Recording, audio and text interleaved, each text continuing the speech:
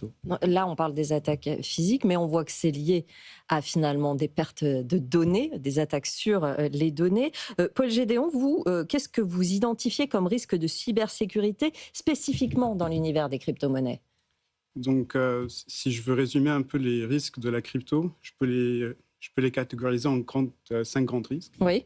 Donc, premièrement, on a le risque de l'architecture de la crypto, qui est attaquer directement le corps, la base de cette architecture, de cette infrastructure. Ici, on dit que c'est très difficile, c'est très compliqué sur les grandes blockchains parce que on a besoin de ressources et on a besoin d'extrêmement beaucoup de ressources électroniques. Donc, on peut peser vers des milliards de dollars. Mhm.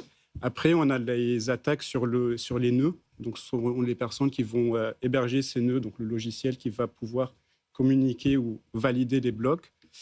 Ici, on pourra parler de misconfiguration, donc une configuration qui n'est pas vraiment adaptée à ce fonctionnement, où on aura des failles sur ce PC-là. Puis on peut catégoriser aussi sur les centralisations, donc les plateformes centralisées, parce qu'ici on dit que l'utilisateur, il est en train de déposer ses cryptos sur une plateforme centralisée, c'est-à-dire qu'il n'a plus la possession de sa clé. Et dans la crypto aujourd'hui, la possession de sa clé, c'est son coffre-fort, en tout cas, c'est son RIB, comme vous êtes en train de le dire. Donc aujourd'hui, c'est ces plateformes-là qui doivent sécuriser l'utilisateur. Et puis, on a les failles dans le code, donc les smart contracts, les NFT, etc., où on peut retrouver aussi une fuite de données ou des cryptos qui peuvent être exploités directement, comme des rentrency attacks, etc. Et à la fin, on aura les utilisateurs. Et ça, c'est le grand...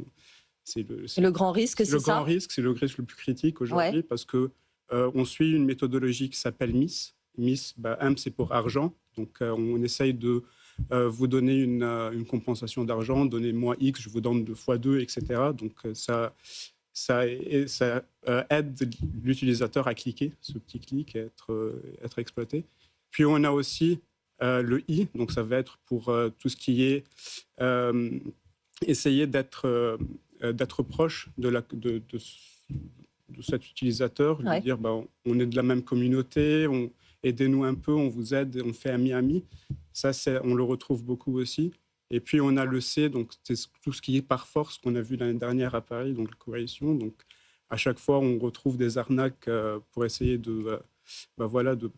d'arnaquer les gens. Et finalement, on a le E, donc c'est pour l'IGO. Et l'IGO, c'est on vous donne, vous êtes le meilleur, vous êtes le plus fort, etc. Vous êtes la meilleure personne de la crypto, vous avez énormément, aidez-moi un peu. Donc ça, on le retrouve aussi. Donc comprenez ces biais humains, ça comprend comment on commence à récolter les informations sur la personne. Le risque est multiple.